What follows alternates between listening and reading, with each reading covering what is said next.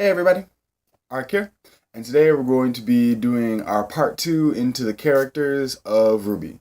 We've already done both Team RWBY and Team Juniper, so for the rest of this video we will be doing all the other characters. Now, my theories on some will be kind of short because I don't think a lot's going to happen with them, and some characters there's going to be kind of long because I think a lot's going to happen with them. So bear in mind, if your character doesn't get as much time, or your favorite character doesn't get as much time as other characters, please understand it's not because I dislike that character, but I just think that the direction of the story isn't going isn't conducive to that character being in it, so to speak. Or as far as the direction they're going to say it's going. But remember, this is a spoiler video, so if you don't want to be spoiled on some things about seasons 1, 2, and 3 of RWBY, I suggest that you go watch those seasons. They're very good. And then come back here and listen to the video. Okay? Alright. So we talked about Team RWBY and Team Juniper. I feel like we should address some of the other characters of the show. And I think I'm going to start off with who are considered the third-ish team, which is Team Cocoa, or Team Coffee. Cocoa is just in Team Coffee, but I love Cocoa. But this is Team Coffee, and we're going to start with, of course, Cocoa. My first impression of Cocoa was, who is this dolled up bitch? Because she looks like she's going to wreck shit. And she did. I remember watching this going, I swear to God, if she like beats shit up with her fucking purse, I'm done. And then literally she like mollywopped the hell out of the Grim, and I was like, yeah, done. Did not sign up for small little girls wrecking shit with their handbags, which turned into giant machine guns. What the heck? Like, why? She's very fashionably dressed, and I do like her character. Unfortunately, I feel like for right now, her character is very superficial. Although I'd be interested in seeing what happened to her after a whole beacon thing, especially since she fell victim to one of Emerald's tricks. I'd really like to see like how that affected her, or if she even got to find out what that was.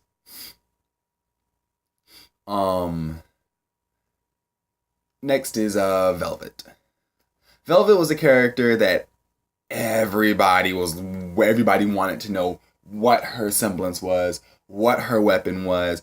Everybody wanted to know because we originally started off, we saw her as a character being an example of those faunists that are picked on and belittled in Beacon. And I don't know whether it was ever planned or whether it just became such big fan intrigue that there was another faunist that wasn't just a character in the background, or as I like to call it, the blackground, because there was nothing but black figurines walking around. But a lot of people were interested in what the heck she was and what the heck she could do, and I think that sparked a lot of interest and intrigue into her, and I think that sparked a lot of life into her character where there originally wouldn't have been any, or not much.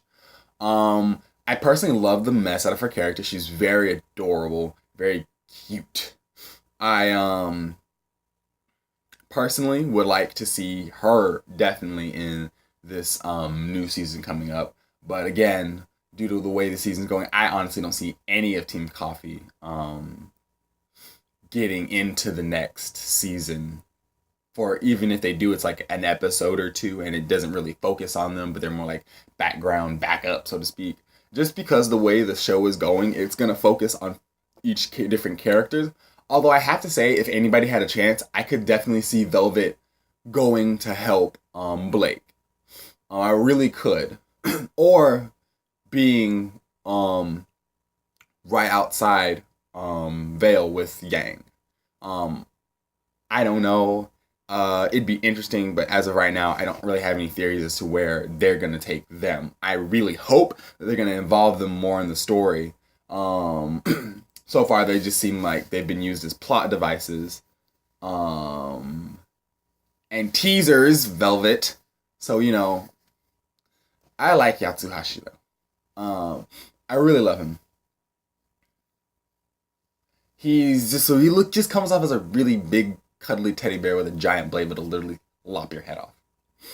Um, and I do personally think that he has a very close bonding relationship with everybody. He's that one that like grabs everybody in for a group hug, and everyone's just like, "Oh my god, get off me! You're like you're fracturing my neck. What are you doing?" And I personally think like that's just how he is. Um, but I would love to see him and maybe Velvet and Coco and I think his name is Fox. Oh God, I don't. And what makes me upset is that the last guy, whose name I can't even remember, didn't really get much of anything. Like, we heard nothing from him. He just basically stayed a rather ambiguous and anonymous character, and it just really kind of bugged me a bit because he seemed really cool. And I wanted to really like kind of get to know him a little bit and a little bit about him. But aside from him and Yang possibly having the best bro fist in history, and Coco like slapping his butt like, yeah, good going. Like I feel like they have a slightly romantic relationship or something. I don't know. That could be me shipping it too hard. Could be. You never know. But I personally really wanted to know more about him, and the fact that we didn't kind of makes me sad, and it kind of also makes me feel like we won't get the chance to. But I'm really hoping that we do. Fingers crossed. I guess next would be Team Sin, which is Sun and Neptune and Scarlet. And God, I forget his name.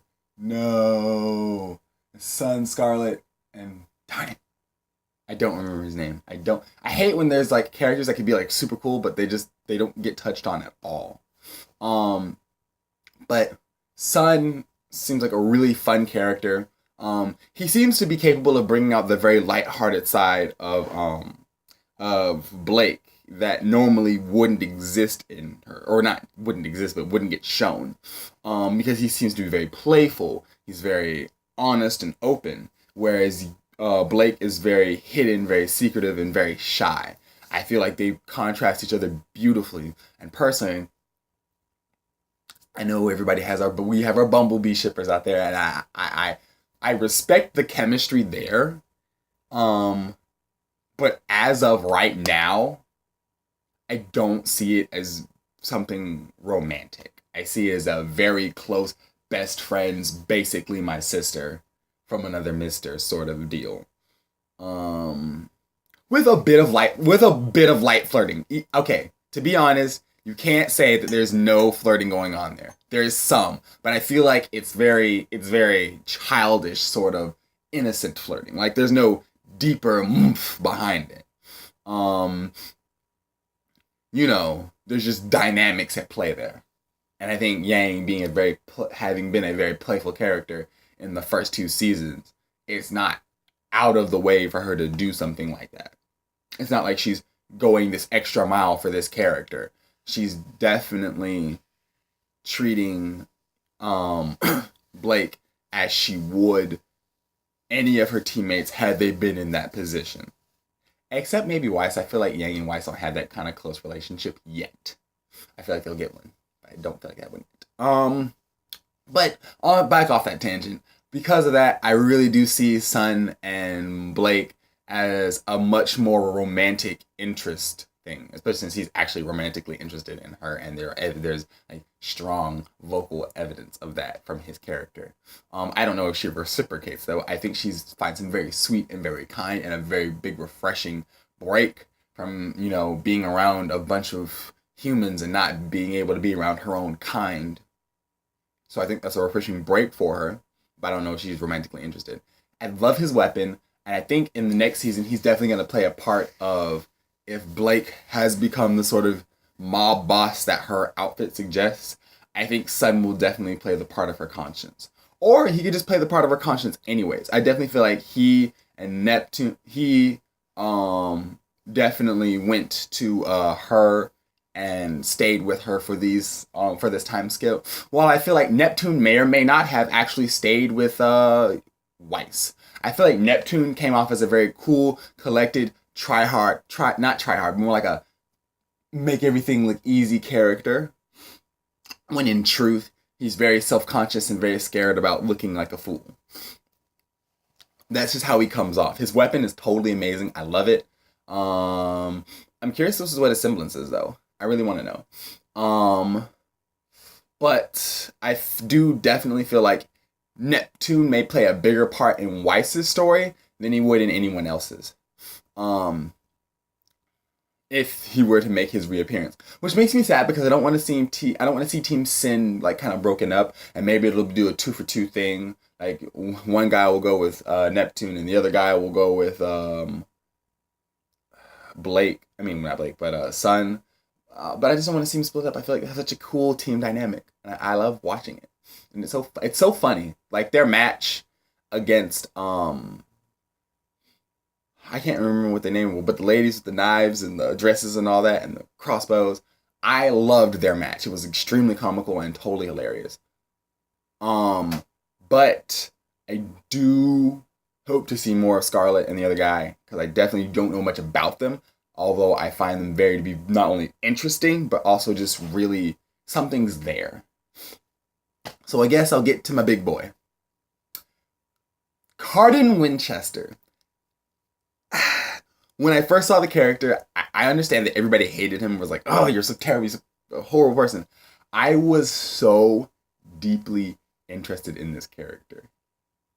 Even as the seasons went on and he was shown less and less, I got more and more interested in him because as they were showing other characters, not just being prejudiced for reasons, but having actual reasons for their actions and just being very well-rounded, developed characters, I really think that Cardin's going to get his moment where they really just explain in depth his actions.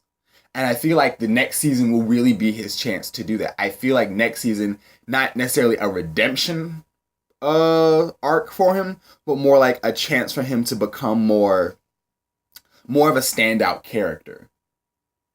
And I really want to think that the outfit change will definitely, I want to see his outfit change so bad. I do. I want him to get the chance to look more distinguishable than he does in the giant armor. Not like the giant armor isn't amazing. I kind of like it. It's really cool, like pseudo armor sort of thing.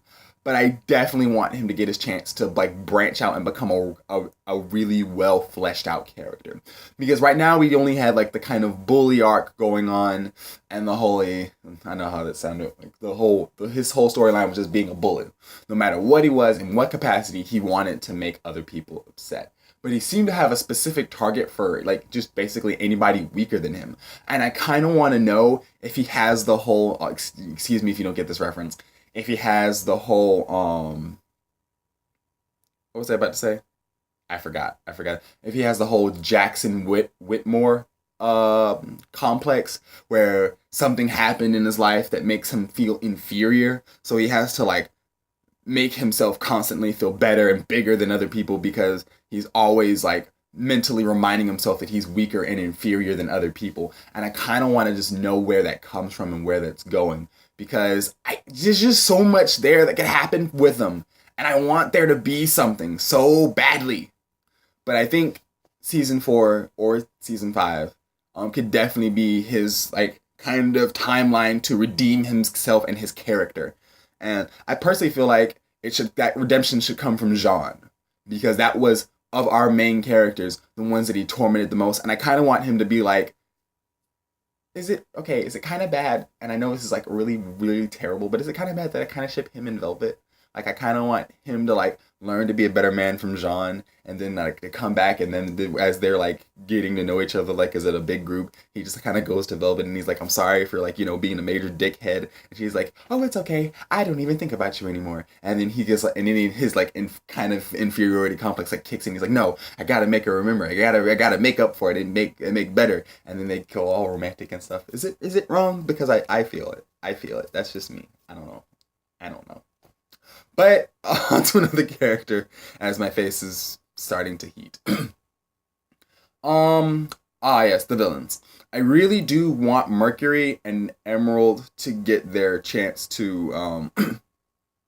I know we've already figured out about their backstory and why they are the way they are, or where they were, but I kind of want to know the deep, lasting psychological effects of their what that's happened and how they've been dealing since the time skip. Because I know Mercury was enjoying the carnage and destruction, which I want to just kind of know, like, what did he do? Where did he go afterwards? Because while I can see Emerald trying to make better and trying to fix what happened behind the scenes, I can't really see Mercury doing that. And I don't see the two of them staying together unless something's going on there that I'm not aware of. Or something's happened in that time skip that's made Mercury kind of change his position and things. But I want to say that I'm very excited about Emerald for this season because I feel like she's definitely going to get that character arc that makes her able to redeem herself, especially since during the carnage, she did not seem as on board with it as everybody else was.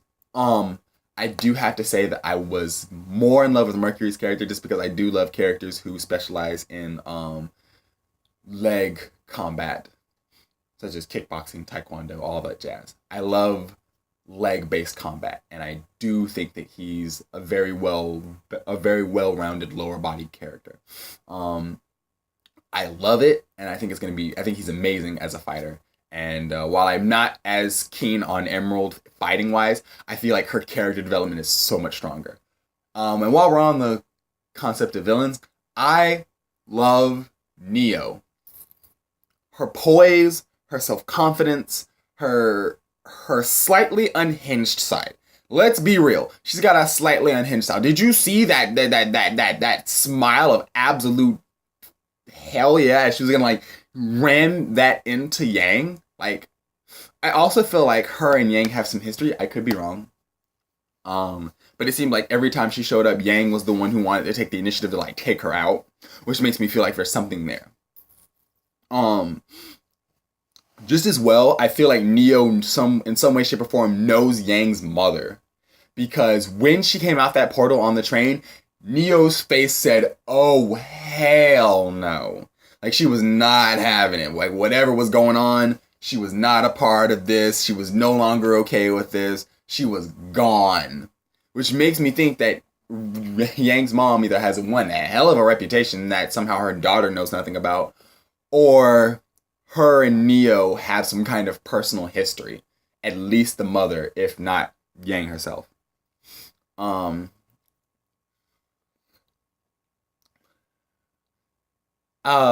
loved Cinder. A lot of people say she was a very emotionless character. I say she was a very tactful character. She wanted to be very intelligent and smart about what she was doing, and it held a complex of just needing to please. Not necessarily her master or her boss, but a need to please herself, a need to always be one step ahead of the game. And she did as much as she could to do that. And you could tell that when she was thrown off her game, such as when Pyrrha came to fight her, there were moments where she was very caught off guard because that wasn't something she had anticipated. She felt she could overcompensate that by having this immense, powerful strength that she could use to manipulate the situation to her advantage. But she was very caught off guard.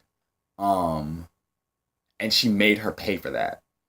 I liked how her character not necessarily didn't develop, but as she adapted to every situational change, whether it worked in her favor or against her favor. And she never seemed to be without a plan. So she was an effective villain for the first season, for the second and third season. I felt she was a very effective antagonist. Whereas some people felt like she wasn't. I felt like she was a perfect antagonist. Which brings me to Penny, the other victim of her horrible, horrible schemes. I'm very, very, very much so in love with Penny. I loved her thought, her creation, just her character, her witticisms, all of it, and how just out of touch with society she was, to the point where it became like painstakingly obvious to some, and how it should have really just been like a what the heck, guys, how are we not seeing this? Although the robot arc was kind of obvious, I feel like the way they handled it was very good. Although what really killed me was when she stopped the truck with her bare hands and like everyone starts freaking out like, how did you do that? What's going on? Are you okay? What? This doesn't make any sense. You literally live in a world where people have high compact weapons and magical abilities. And some girl stopping a truck with her hand is the what the fuck moment you have? Really?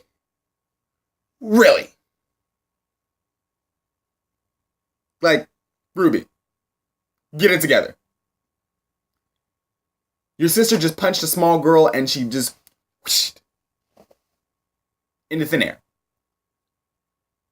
I really am not understanding how we are not, where these, why these what the fuck moments come at all these random times instead of like the real what the fuck moments. But I love Penny's character. I loved her and I was really sad to see her go. I think she'll come back, but not as the Penny that we know because of the fact that she requires a soul, but she cannot have one herself, so she must get it from someone else. I personally think that her creator had like some kind of sick daughter or something, or there was some kind of terminally ill child that he wanted to save. And so he built this body for the child and took the body out of that child and put it into his creation with Ironwood's help. And I feel like that's going to be like a really big thing for him is that he's going to be like, what the fuck? I'm so upset. I'm so angry. And I feel like this is going to like really play a part in the next season. Speaking of which, Ironwood, I immediately hated this character so much. To this point, I'm still not totally fond of him just because he wanted to play the ignorant big head who knew what he was doing and knew that he thought he was without fault, and just everything crumbling around him and him just being like, what's going on? What's happening? Where is this coming from? Like exactly where everyone said it was coming from, Ironwood. Like, why are you so surprised? Everyone said this was going to happen. Everyone said this was going to happen. Why did you doubt us? Like, I don't understand. I really don't get it.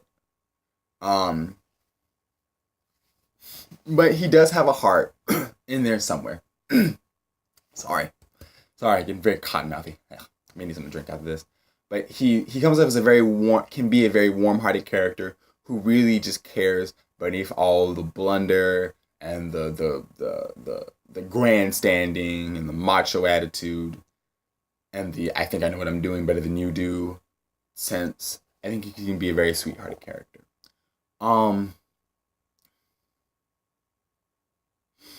Which I guess brings me to three other characters who play a pretty good part with that. I love Crow. Crow is amazing. Crow is awesome. Crow is going to be like one of the best characters come this next season. Everyone has this ability that his semblance is him turning into a crow. I'm inclined to agree. Although where the heck his weapon goes, I don't know. I'm very interested in his dynamic with his sister. Because it's very plainly stated that he and his sister are at odds at the moment because of how they interact with each other and how they barely keep in touch. It really does make me kind of curious as to what kind of relationship those two had before before everything went to hell, whatever happened there, whatever happened, and then how they are now. I'm very curious to know more about Crow and why he is the way he is. It's just so much of his backstory that seems so interesting, including as to why he's such a freaking drunkard. Which also makes me interested in Winter and how he and Winter have a dynamic and how they know each other. And how they are with each other. And personally, I think it's a little romantic chemistry there, Just saying. Little forbidden romance. But to be perfectly honest, I think there's something there. I think that Crow and Winter have a very interesting dynamic of being Winter very polished and poised, and Crow just being very, I'm trying to find a good way to put it. Very sloppy and drunk good.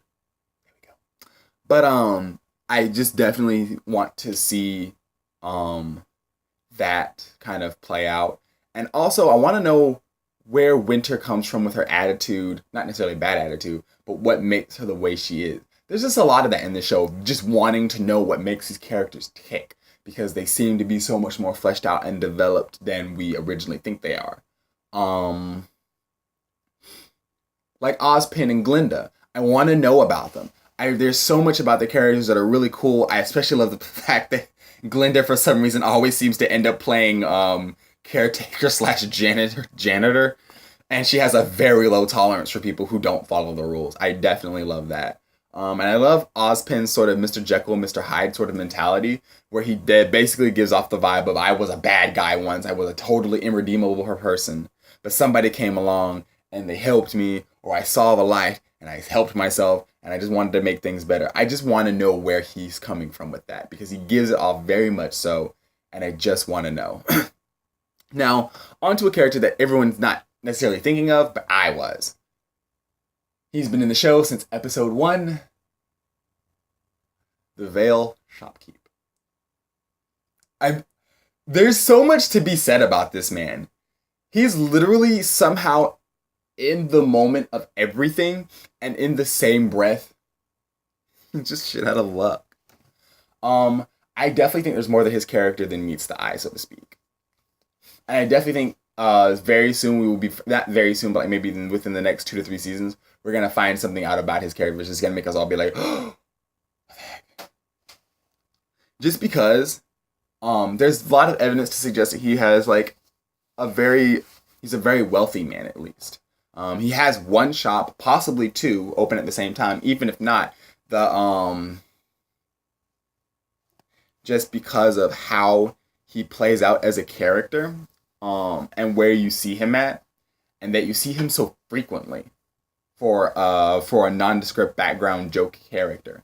I definitely think that it's going to turn into a matter of just him popping up and just offering that master sage advice, or just being like that one guy that just happens to always have exactly what we need when we need it. I definitely see him becoming at least a little bit more important, or just having that moment. And I want to see it.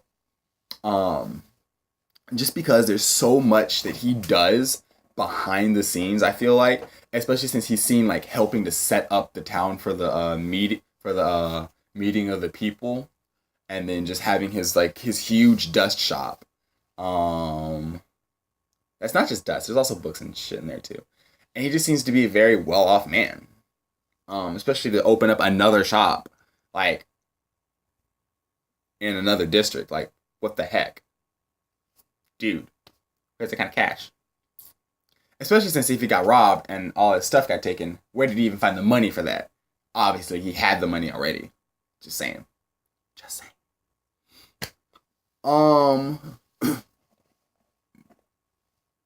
But that brings me to another group of characters that were kind of pushed off to the side. I was kind of a little annoyed by that. And that's Junior, Mila, and Milsha, I think it is. But the twins and Junior. I'm really sad that they didn't get a bigger part in the show so far. I feel like Mila and Milsha will. And I want to see that. I want to see that chance for them to kind of get their spotlight in. Because I feel like there's something there to be explored with all 3 characters. I also want another relationship with Junior. Like, are those his daughters? I kind of want them to be his daughters, just because like I feel like that fits his character as like not necessarily being good, not necessarily being bad, but being worried about the self-interest of himself and the people around him and his useless men. I also think it's very weird and funny to me that if they weren't in some kind of otherwise professional relationship, why, when Torchwick hired the men, why didn't he send Mila and Milsha? They're obviously well more experienced and much more capable fighters than the people that he's got working for him. And to me, it only makes sense as if he has a closer bond with them, such as a father would have with his daughters. Yeah, all right? Like, me personally, that's just how I feel it. I feel like they're definitely some kin, if not brother and sister, like they're father and daughters. I just feel like there's something more there, because why else wouldn't you send much more capable and much more seasoned fighters out when you hire these men off who would give you a greater chance of success and a much more bigger cash return than just sending out all these useless men? Like, it just doesn't make sense to me. Unless, of course, they're related in some way. And I kind of want to see that dynamic play out, me personally. But that's gonna be it, guys. That is everybody. Let me know if there's any characters that I missed, any characters that you love. I'd love to have a discussion in the comments with you guys about what characters you guys thought were awesome, what theories you guys have on different characters, and just basically what you guys feel like is gonna happen with the 4th season. Like, I want to have these discussions with you guys. So please comment below. Comment below. Go there now and say things. I will respond, I promise. If my jobs don't get in the way. But I definitely want to see that dynamic play out, and I definitely want to see us, have a full-blown, intelligent discussion beneath in the comments. So like and subscribe. Like the video so that it helps me, because it does. It totally makes me feel better. It makes me feel all cool and stuff. I like feeling cool. And subscribe so that you don't miss more videos about me reviewing anime and RWBY and playing video games and just trying to be, attempting to be awesome. But I believe that's everything for this video, guys. Until next time, Arc out. Bye-bye.